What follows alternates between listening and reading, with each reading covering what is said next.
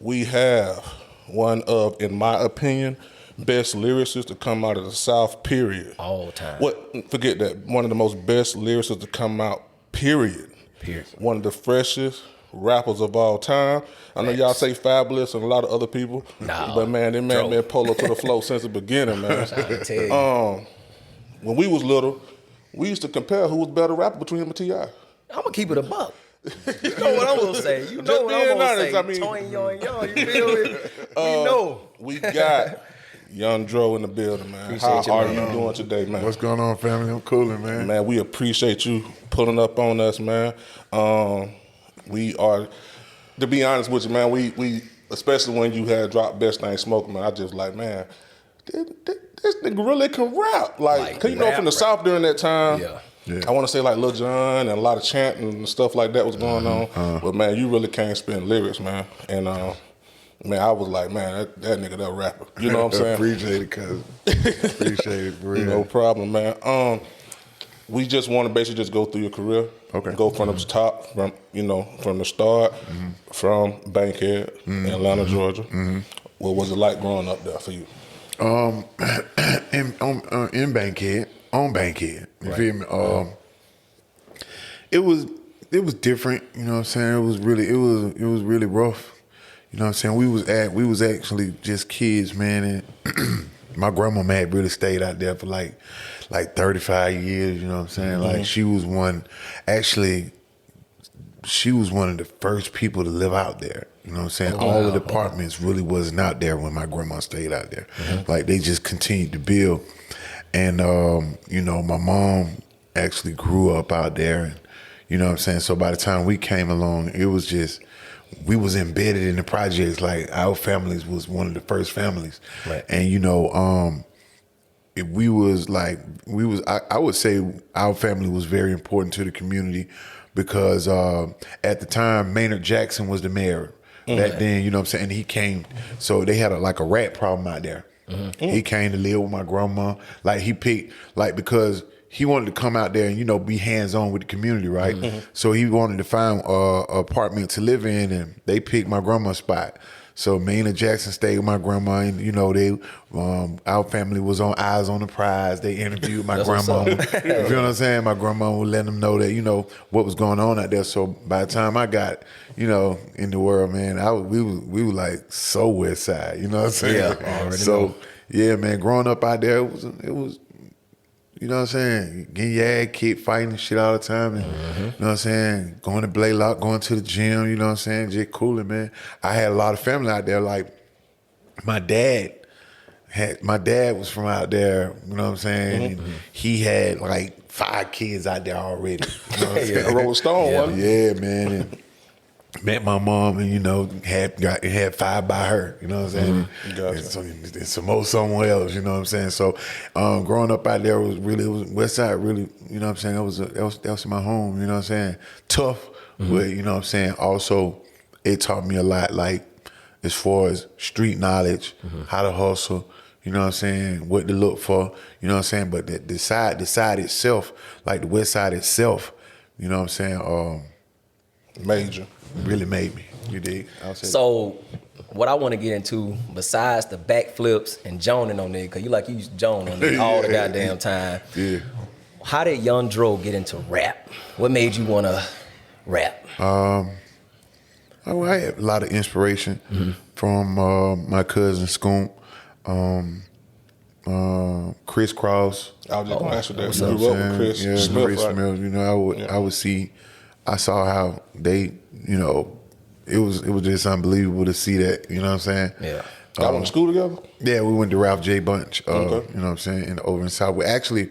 We moved from, we was like, so my mom had 5 boys, so we moved the West Side, to Flipper Temple. We moved from Bankhead to Flipper Temple, from Flipper Temple, Hollywood Coat. Then we moved to Camerton Road. Not Camerton Road necessarily, but the Camerton Road area because I went to Thero, you know what I'm saying? Okay. But we lived in Kimberly Court, which is in Southwest Atlanta, you know what I'm saying? Which was like the only project in Southwest Atlanta. Didn't Parlay go to Thero too? Huh? Didn't Parlay go to Thero too? I think probably, I don't know, I'm not sure. I think he said that, but I'm sorry. Yeah, about that. Actually, you know, me and Kris Smith went to school together, man. And once I saw him and how it happened, and you know what I'm saying, you know, one day he was at Greenbrier. Well, this is a story I heard. They was at Greenbrier.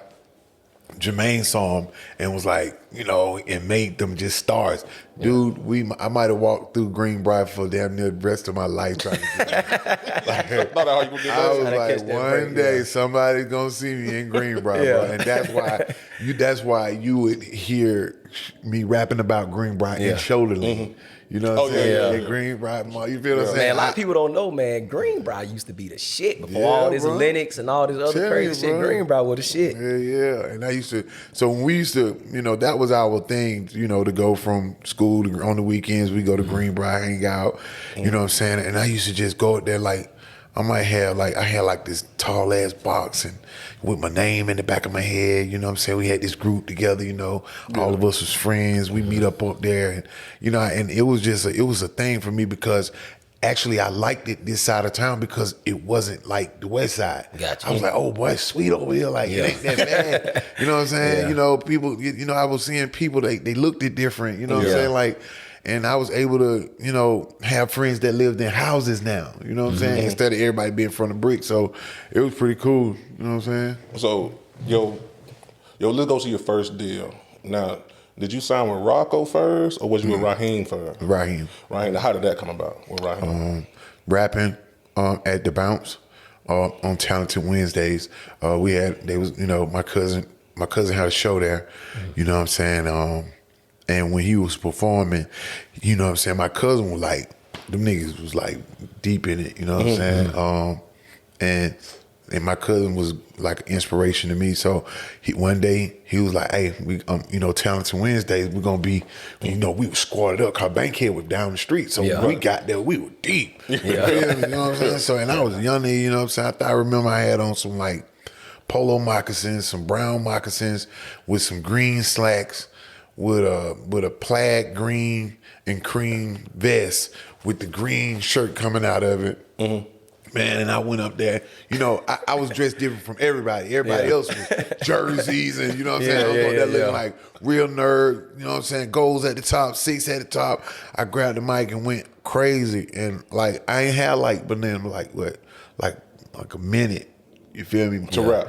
Yeah, but he was like, yeah, I'm gonna just give you, and then my partner got to rap, you know what I'm saying? So when I grabbed the mic, boy, I just went, and I went over my time, and I kept, and they was telling me to stop, but I wasn't looking at them, you know what I'm saying? So I was over rapping my time, and so, you know what I'm saying? And then when I turned around, everybody was like, bro, you feel me? And so next, but you know, I was so embarrassed, bro, I was like, damn, I done fucked up the show. But actually, Raheem was in the audience, and he was like, who the hell that is? You feel what I'm saying? And next thing you know, met me, and I got a deal from then. So that shit was cool, man. That's crazy. I miss them days, the bounce days. You know, Troy, Ludacris. It's like the whole community of Atlanta used to just come out all at the same time. Everybody just be there together and just having fun. This shit nowadays is different, bro. It's different, man. I mean, the culture different. You know, like right now it's different because I think the rap changed, you know. It's cool. We still used to rap about gangster shit, but we used to have fun too. You know what I'm saying? Like I remember we used to have fun. Like I remember performing for Big Boy.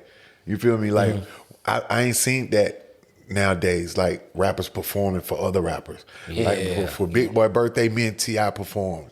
You feel me? Back in the day when we were on the way up. You feel me? Drummer was out. You feel me? I remember me and Drummer, they thought that me and Drummer were having some beef. Greg Street and egg in the beef on. Yeah, I heard Drummer said something about Joe. I was like, man, Tip grabbed the mic. Hey, boy, if you got a problem with Joe, boy, you got a problem with me too. Tip jumped on the stage and everything, ran in the crowd. Well, who got a problem? Like, T.I. was wild back then, boy. Yeah, but we used to have a good time.